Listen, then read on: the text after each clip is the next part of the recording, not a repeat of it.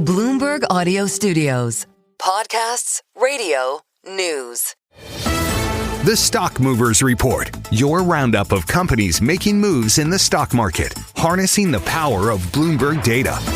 Let's take a look at some stocks on the move today. I'm Tom Keene with Isabel Lee and Bloomberg's John Tucker. John Tucker's, we turned to Isabel about an hour and a half ago. Isabel, help me with the stock movers. And she just turned to John and said, Apple's stupid. John, what do you got? Apparently there's a refresh cycle, so this is going to be replaced at some point by what an iPhone do you have? iPhone 6 or 7? I have the BlackBerry 1. Okay. And at some point, it will be upgraded to an Apple, or at least that's what the expectation of analysts.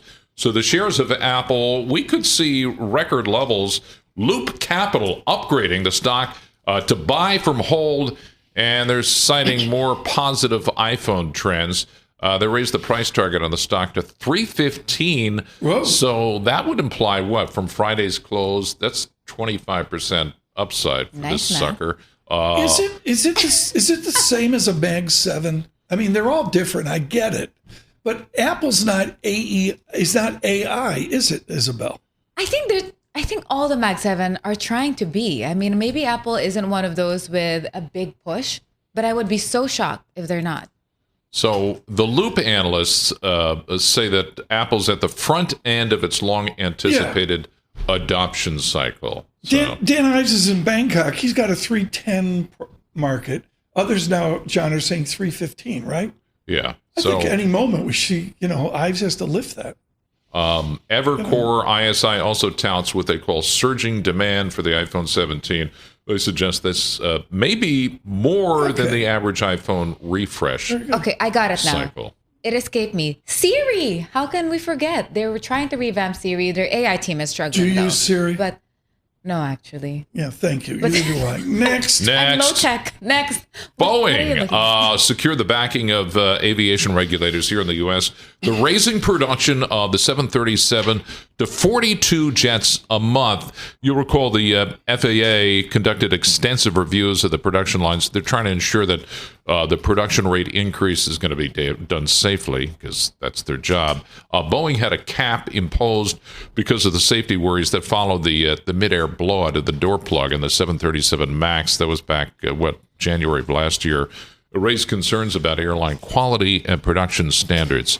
And then let's move to the intersection of energy and data centers. The data centers use lots of energy, so, AI sort of play here.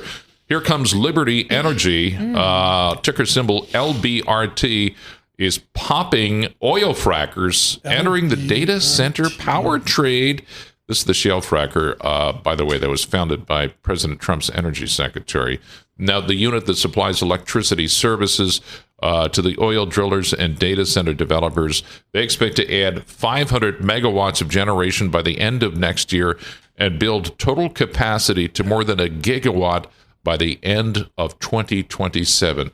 I had a very interesting discussion with Nathan Dean in Washington on when and if this becomes a political issue.